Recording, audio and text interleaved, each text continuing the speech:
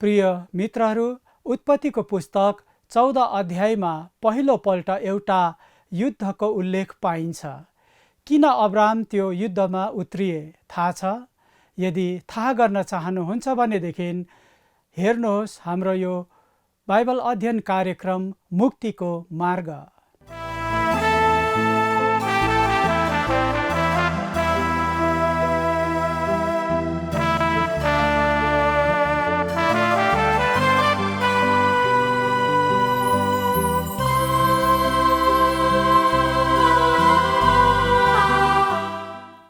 प्रिय मित्रहरू, जय मसीह। आज हामी उत्पत्तिको पुस्तक 14 अध्यायलाई हेर्नेछौँ। अध्याय 1 अर्थमा धेरै महत्त्वको छ यो अध्याय, किनकि यो अध्यायले पूर्वका राजाहरूले सदोम गमोरालाई अधिकार गरेर अब्राहमको भतिजा लुत र तिनका परिवारहरूलाई बन्दी बनाइरहेको विवरण प्रस्तुत गर्दछ। अनि अब्राहमले त्यो खबर पाएपछि अब्राहम लुतलाई छुडाउनलाई ती राजाहरूका विरुद्ध लडाईँ गर्न अनि तिनीहरूलाई छुडाउन जान्छन्। अब्राहम युद्ध जितेर फर्केपछि तिनको भेट सालोमका राजा मल्किसेदेकसँग हुन्छ। तिनी सर्वोच्च परमेश्वरका पुजारी थिए, जसले रोटी र दाखमत लिएर आएका थिए। यहाँ मल्किसेदेक येशू ख्रिस्टको पूर्व दृश्य हो। तिनी परमेश्वरको पुजारी थिए भन्ने कुराले येशू ख्रिस्टको पुजारीगिरीको सन्देश दिँदछ।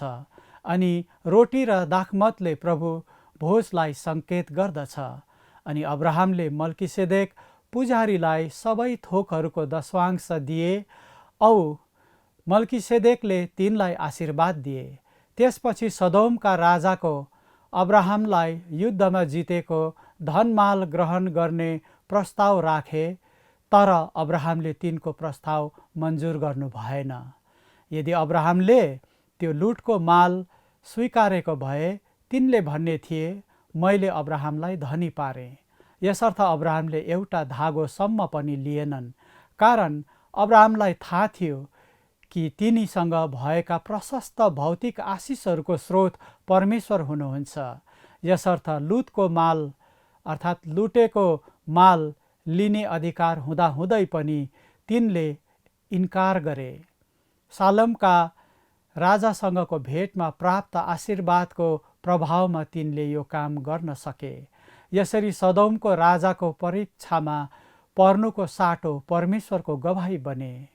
प्रिय साथीहरू, मित्रहरू, आज हाम्रो दैनिक जीवनमा साना ठुला परीक्षाहरू आइरहने हुनाले हामी पनि होसियार साथ हिँड्न पर्छ। नाना थरीका आँखा लोभ्याउने परीक्षाहरूदेखि बाँच्नलाई हरेक विजय पश्चात हाम्रा मल्किसेदेक प्रभु येशूसँग भेट गर्नु, सङ्गति गर्नु अनि उहाँको आशीर्वादको प्रभावमा जिउनु अनि उहाँसँग हिँड्नु आवश्यक छ। हाम्रो परमेश्वर सबैभन्दा महान हुनुहुन्छ। यसर्थ ससाना कायदालाई महत्त्व दिएर ससाना कुराहरूलाई ठुलो पारेर ठुलो सम्झेर उहाँको नाउँ अनादर गर्ने प्रवृत्तिदेखि सधैँ होसियार हुन पर्छ। आउनुहोस् विस्तृत रूपमा अध्ययन गर्न आरम्भ गरौँ। आज हामी बाइबल अध्ययन उत्पत्ति 14 अध्यायबाट गर्नेछौँ। उत्पत्ति 14 अध्यायको 1 र 2 पदमा भनिएको छ, सिनारका राजा अम्रापेल, एलासारका राजा अर्योक र एलामका राजा कदोलार ओमेर तथा गोइमका राजा तिदालका पालामा यिनै राजाहरूले सदोमका राजा बेरा, गमोराका राजा बिर्सा, अदमाका राजा सिनाब, सबोयिमका राजा सेमेबेर र बेलाका राजाका विरुद्धमा युद्ध गरे। बेलाको अर्को नाउँ सोर हो। सर्वप्रथममा म यो भन्न चाहन्छु कि यो ऐतिहासिक प्रलेख हो। पहिला 11 पदहरूमा यो रेकर्ड गरिएको छ कि पूर्वका राजाहरूले सदोम र गमोराका राजाहरूलाई हराए। केही साल पहिले केही आलोचकहरूले यसलाई खण्डन गरेर इन्कार गरे, यो भन्दै कि यी व्यक्तिहरूको नाम लौकिक इतिहासमा पाइँदैन। त्यसकारण यो बरु हास्यास्पद कुरा हो। तर के तपाईँ जान्नुहुन्छ कि यी राजाहरूको नामहरू स्मारकहरूमा र पाटीहरूमा पाइएको छ? जसले यो देखाउँछ कि तिनीहरू वास्तवमा थिए। अम्रावेल अहिले अन्य लौकिक इतिहासमा उल्लेखित हामुराबी हो। यहाँ हामीसँग भएको रेकर्ड अति नै महत्त्वपूर्ण छ। त्यहाँ युद्ध भएको थियो अनि शास्त्रमा उल्लेख भएको यो पहिलो युद्ध हो। मानव जाति धेरै वर्ष पहिलेदेखि युद्ध गर्ने काममा संलग्न थिए। यद्यपि यो पहिलो युद्धको रूपमा रेकर्ड भए तापनि मलाई थाहा छैन कि यो नै सबभन्दा पहिलो भएको युद्ध हो। मलाई लाग्दैन कि लेखक यहाँ यो प्रभावलाई दिन इरादा गर्नुहुन्छ। कारण यो हो, यो यस कारण रेकर्ड गरिए किनभने यसमा अब्रामको भतिज लुत पनि समावेश गरिएको छ। पद 3 र 4 मा भनिएको छ, तिनीहरू सबै सिद्धिमको बेसीमा अर्थात् खारा समुद्रको किनारमा जम्मा भए। 12 वर्षसम्म त तिनीहरू कदोर्ला ओमेरको अधीनमा बसेका थिए, तर 13औं वर्षमा तिनीहरूले विद्रोह गरे। विद्रोह नै त्यस्तो एक कुरा हो जुनले पूर्वका राजाहरूलाई सदोम र गमोराको विरुद्धमा ल्यायो। यो स्पष्ट छ कि यी राजाहरू पहिले युद्ध गरेथे, किनभने पूर्वका राजाहरूले यी बेसीका सहरहरूलाई आफ्नो अधीनमा ल्याएका थिए, तर सहर विद्रोहको स्थानमा पुगेको थियो। पद 5 देखि 11 पदमा हामी विवरण पढ्छौं कि कसरी पूर्वका राजाहरू ती राजाहरूमाथि विजय भएका थिए जो मृत्य सागरको तल्लो भागमा युद्ध गर्नको निम्ति एकैसाथ मिलेका थिए। अनि पद 12 मा भनिएको छ, तिनीहरूले सदोममा बसेका अब्रामका भतिज लुतलाई पनि तिनका सबै माल सामान समेत लिएर गए। लुत सदोममा रहन्थे र तिनलाई पनि कैदी बनाएर लगिए। यहाँ रेकर्ड गरिएको यो युद्ध यस कारणले उल्लेखनीय र महत्त्वपूर्णको छ किनकि यसले यो प्रकट गर्दछ अब्राम आफ्नो भतिज लुतसँगको सम्बन्धमा एक महान काम गर्न गइरहेका छन्। हामी निम्न रेकर्डहरूमा देख्छौं अब्राम लुतलाई छुटकारा दिन्छन्। पद 13 मा भनिएको छ, तब उम्केर भागेको एकजना आएर हिब्रू अब्रामलाई यो कुरा बताइदिए, तिनी एस्कोल र आनेरको भाइ एमोरीको मम्रेको फलाटका रुखहरू लिएर बसेका थिए। तिनीहरू अब्रामसित मित्र भावमा थिए। मित्र, यो नै एक पद हो सबभन्दा पहिले हिब्रू शब्द उल्लेख भएको छ। अनि जब पूर्वका राजाहरू आफ्ना बन्दीहरू र लुटपाटका मालहरू लिएर सदोम र गमोरा छोडे, तिनीहरू उत्तरतिर मृत्य सागरको पूर्व किनार हुँदै वापस गए, जुन मम्रे र हेब्रोनबाट त्यति टाढा दूरीमा थिएन, जहाँ अब्राम बसोबास गरेका थिए। अब्राम रहेको स्थान अति नै उच्च स्थानमा थियो र त्यस दिनमा त्यहाँबाट तल मृत्य सागर हुँदो भएको कुनै चहल पहलहरू स्पष्ट रूपले त्यहाँबाट देखिन्थे। अब जब खबर अब्राम कहाँ ल्याइयो, तिनले तुरुन्तै शत्रुहरूलाई लखेट्न आरम्भ गरे, उत्तर सम्मै खेदे। अनि पद 13 को अन्तिम खण्डमा भनिएको छ, तिनीहरू अब्रामसित मित्रभाव थिए। यो कुरा पनि ध्यान राख्नुहोस् कि अब्रामसँग योद्धा पुरुषहरूका एक झुन्ड थिए। शत्रुलाई पिछा गर्ने कामको कारण र शत्रुहरूको हमलाको कारण त्यस दिनमा एकैसाथ उभिनु पर्दथ्यो। तिनीहरू या त सँगै मिलेर रहनु पर्दथ्यो या भिन्नै भिन्नै भएर रहनु पर्दथ्यो।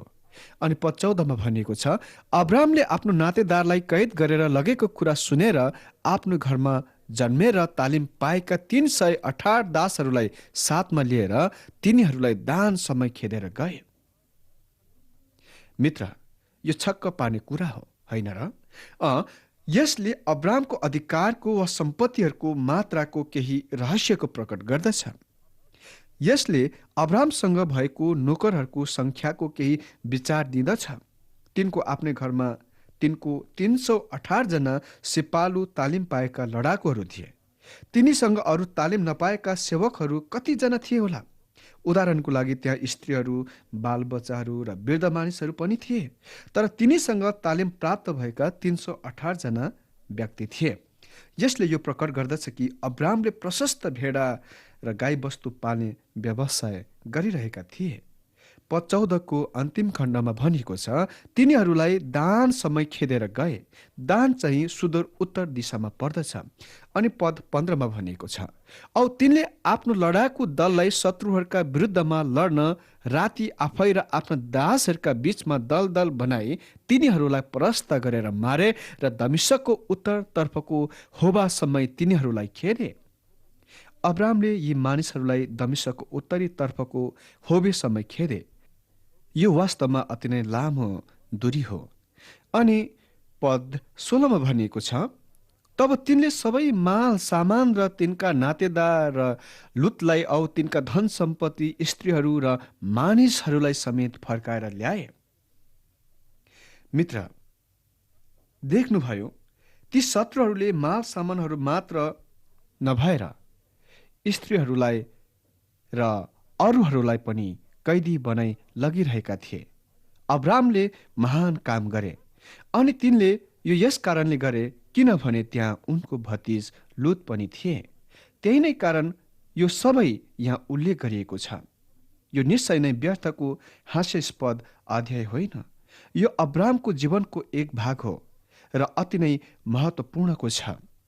अनि पद 17 मा भनिएको छ, अनि कदोरलाम ओमेर र तिनका मित्र राजाहरूलाई जितेर फर्कँदा साबेको बेसी अर्थात् राजाको बेसीमा सदोमका राजा तिनलाई भेट गर्न आए। सदोमको राजा अब्रामलाई भेट गर्न गए, तर अहिले केही एकजना फेरि आउनेछ अब्रामलाई भेट्नेछन् र तिनले यो भेट गरेर असल गरे, किनभने सदोमको राजाले अब्रामको अगाडि अति नै ठूलो परीक्षा हाल्न गइरहेका छन्। आगे पद 18 र 19 मा भनिएको छ, अनि सालेमका राजा मल्कीसदेक रोटी र दाग मध्य लिएर अब्रामलाई भेट गर्न आए।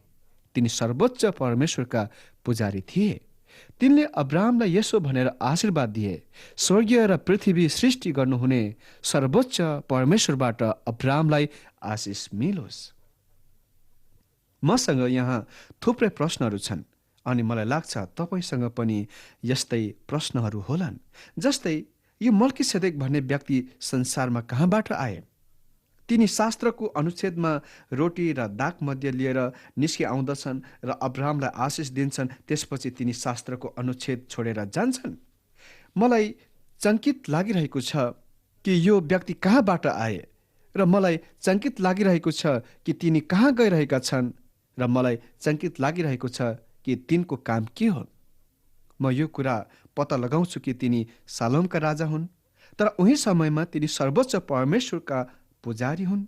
तर अहिले मसँग अर्को प्रश्न छ, तिनले कसरी सर्वोच्च परमेश्वरलाई पाए? तिनी कहीँ कतै पाए? इलोहिम नै सर्वोच्च परमेश्वर, स्वर्गीय र पृथ्वीका सृष्टिकर्ता हुन्। अर्को शब्दमा जीवित परमेश्वर, उत्पत्ति 1 को परमेश्वर, नूहको परमेश्वर र हनोको परमेश्वर, उहाँ एउटै परमेश्वर हुनुहुन्छ। उहाँ स्थानीय देवी वा देवता होइन। एच.सी.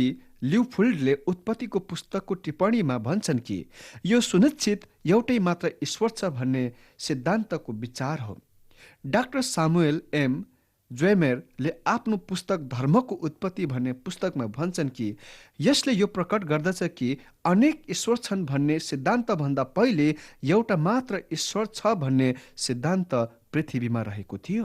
अर्को शब्दमा, हरेक व्यक्तिसँग जीवित र सत्य परमेश्वरको बारेमा ज्ञान थियो। रोमी 1 अध्यायको 21 पदमा भनिएको छ, किनभने परमेश्वरलाई चिनेर पनि तिनीहरूले न त परमेश्वरलाई गर्नुपर्ने महिमा गरे न धन्यवाद नै चढाए, तर तिनीहरू आफ्नो विचारमा बेकम्मा भए र तिनीहरूका बेहोसी हृदय अन्ध्यारो भयो। पाउल निरन्तर आफ्नो भनाइलाई त्यस पोइन्टसम्म जारी राख्छन् जहाँ तिनीहरूले सृष्टिकर्तालाई भन्दा सृष्टिलाई आराधना गर्न आरम्भ गरे। तर कुरा जेसुकै होस्, अब्रामको दिनमा यहाँ एक व्यक्ति छन् जो विश्वको लागि प्रधान पुजारी थिए। तिनीसँग जीवित र सत्य परमेश्वरको ज्ञान थियो। तिनी जीवित र सत्य परमेश्वरका पुजारी थिए। तिनी अब्रामलाई दिन रोटी र दाग मध्य लिएर आउँदछन्। रोटी र दाग मध्य प्रभु भोजका सामग्रीहरू हुन्। मलाई चकित भइरहेको छ कि उनको मनमा के थियो। मल्कीसेदेकले कति धेरै यसको बारेमा जानेका थिए। मल्कीसेदेकलाई शास्त्रमा 3 पल्ट उल्लेख गरिएको छ। यो उत्पत्तिको पुस्तकमा बाहेक तिनको बारेमा भजन 110 अध्यायको 4 पदमा पनि उल्लेख भएको छ, जुन ख्रिस्टको बारेमा अगमबाडी हो, जहाँ भनिएको छ, तिमी सदाको निम्ति मल्कीसेदेकको रीति बमोजिम पुजारी हौ। अनि अन्त्यमा हिब्रूको पत्रीमा थुप्रै पल्ट तिनको बारेमा उल्लेख भएको छ। हिब्रूको पुस्तक पढेपछि मैले जाने कि किन तिनको उत्पत्तिको बारेमा उत्पत्तिको पुस्तकमा केही पनि भनिएन। तिनको पिता माताको बारेमा केही पनि भनिएको छैन। अनि यो अनौठो कुरा हो, किनभने उत्पत्तिको पुस्तक परिवारको पुस्तक हो। यस पुस्तकले परिवारहरूको आरम्भको बताउँछ। हर समय कुनै व्यक्ति वंशावली लाइनमा यो मल्कीसेदेक जस्तै महत्त्वपूर्णका छन्, तिनको उल्लेख भएको पाउँछौँ। तिनीहरूको पिता माता उल्लेख गरिएका छन्। तिनी फल्ना फल्नाका छोरा हुन् या यिनीहरू फल्ना फल्नाका सन्तानहरू हुन्। तर हामीसँग मल्कीसेदेकको वंशहरू पाउँदैनौँ। हिब्रूको पत्रीको लेखक स्पष्ट पार्छन् कि मल्कीसेदेकको माता पिता वा आरम्भ र अन्त्यको दिनको रेकर्ड नभएको कारण हो, किनभने ख्रिस्टको पुजारित्व यसको सुरुमा वा प्रारम्भमा मल्कीसेदेकको दर्जा बमोजिम हो।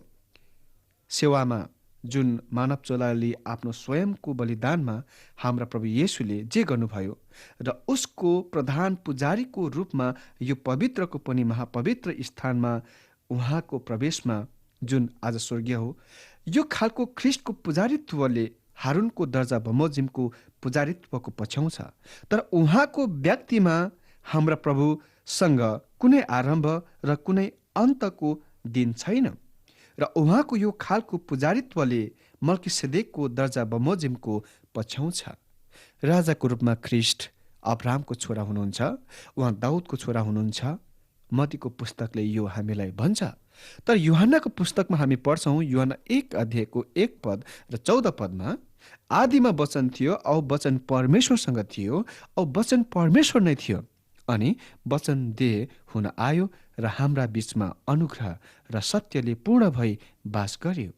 औ हामीले उहाँको महिमा पिताबाट आउनु भएको एक्लो पुत्रको जस्तो महिमा देख्यौँ। जहाँसम्म सृष्टिको सम्बन्धमा उहाँसँग आरम्भका र अन्त्यका दिनहरू छैन। उहाँ अनन्तकालीन परमेश्वर हुनुहुन्छ। उहाँ परमेश्वरको महिमाबाट आउनुभयो। वचन देह हुन आयो र हामीले उहाँको महिमा देख्यौँ। हामीसँग मल्कीसेदेकमा प्रभु येशू ख्रिस्टको सुन्दर तस्बिर छ। यहाँ फेरि उत्पत्तिको पुस्तक 14 अध्यायको 18 पदतिर आउँ, जहाँ भनिएको छ, मल्कीसेदेक रोटी र दाखमध्य लिएर अब्रामलाई भेट गर्न आए। अहिले मलाई थाहा भयो कि किन मल्कीसेदेक यो गर्छन्। शास्त्रले भन्दछ, पहिलो कोरिन्थी 11 अध्यायको 26 पदमा, जहिले जहिले तिमीहरू यो खान्छौ र कचौराबाट पिउँछौ, उहाँ नआउन्जेल तिमीहरू प्रभुको मृत्युको प्रचार गर्दछौ।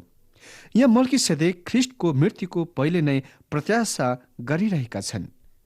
त्यस आधारमा उसले अब्रामलाई आशिष दिए। स्वर्गीय र पृथ्वी सृष्टि गर्नुहुने सर्वोच्च परमेश्वरबाट अब्रामलाई आशिष मिलोस्। यो मानिस त्यस समयमा विश्वको प्रधान पुजारी थिए। आज विश्वको लागि प्रभु येशू महान प्रधान पुजारी हुनुहुन्छ। प्रभु येशू मल्कीसेदेकको दर्जा बमोजिम हुनुहुन्छ। हारुन खाली इस्रायल र खाली पवित्र स्थानको लागि थिए। उहाँको व्यक्तिमा ख्रिस्ट मल्कीसेदेकको दर्जा बमोजिम हुनुहुन्छ। उत्पत्ति 20 अध्यायको 20 पदमा भनिएको छ, सर्वोच्च परमेश्वर धन्यका हुन्, जसले तपाईँका शत्रुहरूलाई तपाईँका हातमा सुम्पिदिनुभयो। अनि अब्रामले तिनलाई सबै कुराको दशांश दिए। अब्रामले यहाँ आरम्भमा मल्कीसेदेकलाई दशांश दिएको देख्छौँ। तिनले कसरी दशांश दिने कुरा जानेथे। निश्चय नै तिनले यसको बारेमा परमेश्वरबाट प्रकाश पाएथे, साथै अन्य विषयहरूको लागि। यसपछि निम्न पदहरूमा अब्रामले लुटपाटको माल थाप्न अस्वीकार गर्छन्। यो परीक्षा हो। त्यस दिनको हामुरबीको नियमावलीहरू अनुसार यो व्यक्ति आदमसँग धनमाल साथै मानिसहरू पाउने पूर्ण अधिकार थियो।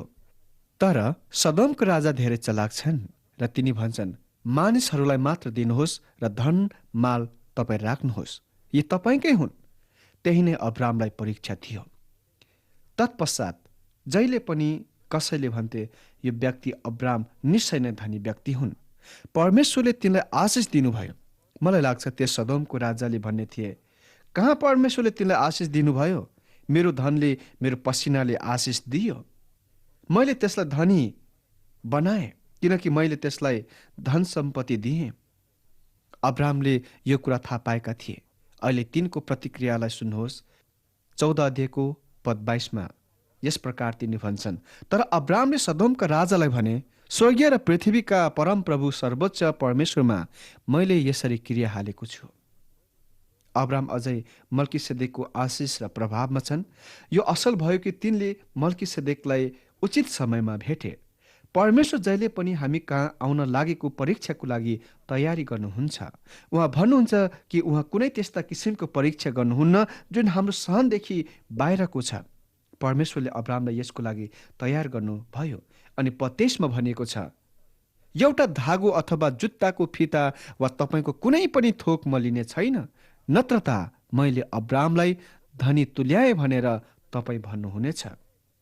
जब अब्राहमले शत्रुहरूलाई खेद्न आरम्भ गरे, तिनले परमेश्वरसँग करार बाँधे। सम्भवतः यो भने होला, हे परमेश्वर, म यो युद्धमा लुटपाटको धन पाउनको लागि प्रवेश गरिरहेको छुइनँ। म धन सम्पत्तिको मुनि छुइनँ। म मेरो भतिज लुतलाई मात्र छुट्याउन चाहन्छु। अनि परमेश्वरले त्यो गर्न अनुमति दिनुभयो।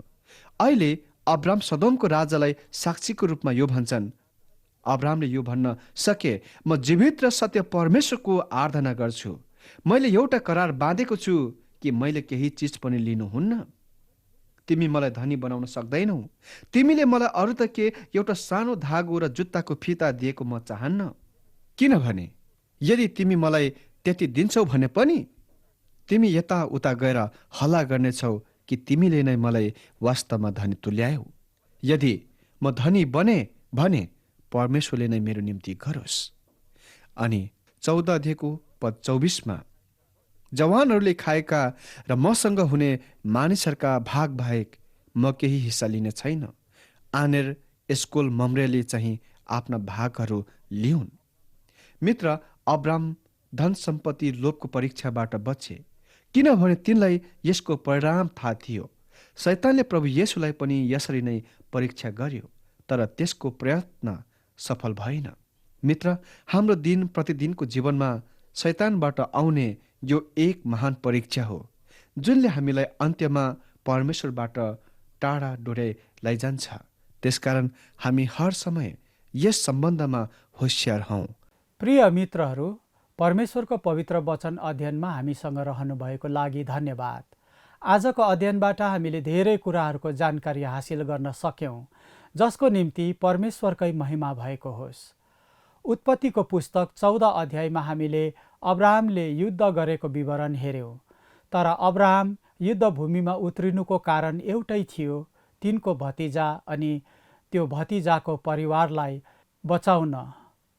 सदोमको राजालाई दिएको तिनको जवाफले यो स्पष्ट पार्दछ कि संसार यस्ता अनेक किसिमका मानिसहरू संसारमा छन् जसहरू अर्काको धन सम्पत्ति, जग्गा जमिन, अर्काको स्वास्नी वा लोग्ने इत्यादिमा नजर लगाउँछन् अनि हात पार्ने कोसिसमा रहन्छन्। साँचो र सर्वोच्च परमेश्वरको सेवा तथा आराधना गर्ने मानिसहरूले अर्काको कुराहरूको कहिले लोभ गर्दैनन्, चाहे ती कुराहरू आफ्नो अधिकारको क्षेत्रमा पर्ने नै किन नहोस्।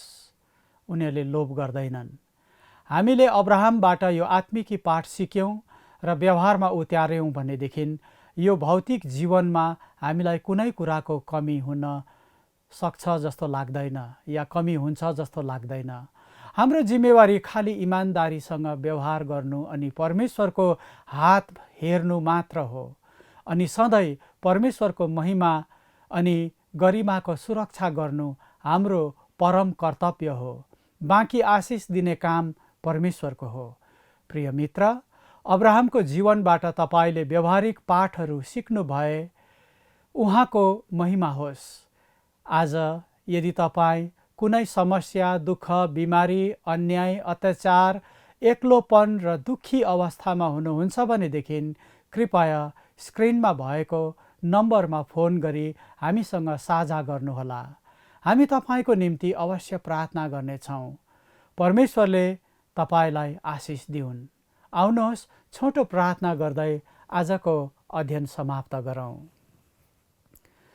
सर्वशक्तिमान परमेश्वर बाबु, हामी तपाईँलाई धन्यवाद दिन्छौँ।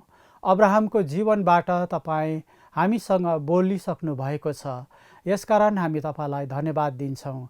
आज प्रभु, तपाईँले हामीलाई अब्राहमको जीवनसँग तुलना गर्न हुन्छ भनेदेखि प्रभु हामी कहाँ भेटाइन्छौँ त्यो हामीलाई थाहा छैन। हामीलाई सहायता गर्नुहोस्, हामी अब्राहमसँग परिचित हुन सकौँ, अब्राहमको चरित्रसँग, उनको स्वभावसँग परिचित हुन सकौँ। प्यारो प्रभु, कृपा गर्नुहोस्। यो कार्यक्रम सुनिरहनुभएका या हेरिरहनुभएका समस्त हाम्रा श्रोता या दर्शक मित्रगणलाई तपाईँले आशीर्वाद दिनुहोस्। हामीलाई पनि अनुग्रह गर्नुहोस्। सानो बिन्ती येशूको नाउँमा, आमेन।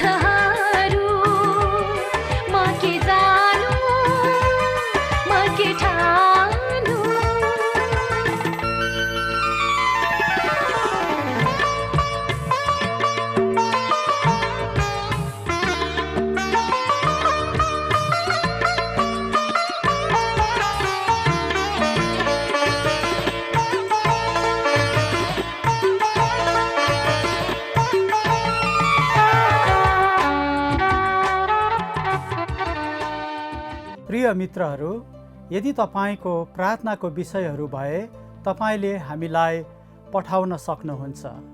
तपाईले हामीलाई सम्पर्क राख्नका लागि हाम्रो फोन नम्बर रहेको छ 8653609459 अनि तपाईले हामीलाई मिस कल पनि गर्न सक्नुहुन्छ। अनि तपाईको मिस कल अनुसार हामी तपाईलाई फोन गर्नेछौँ। हाम्रो मिस कलको लागि नम्बर छ 04449081269। हवस् त मित्रहरू, हामी अर्को कार्यक्रममा फेरि भेट्ने नै छौँ। आजको लागि यहीँ बिदा चाहन्छौँ। जय मसीह।